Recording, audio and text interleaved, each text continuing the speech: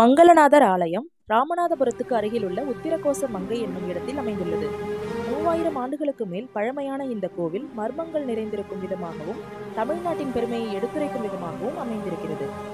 இங்கு சிவபெருமான் மங்களநாதராக வழிபடப்படுகிறார். கோவிலின் முக்கிய தனிச்சிறப்பாக இருப்பது பழமையான மரகத நடராஜர் சிலை.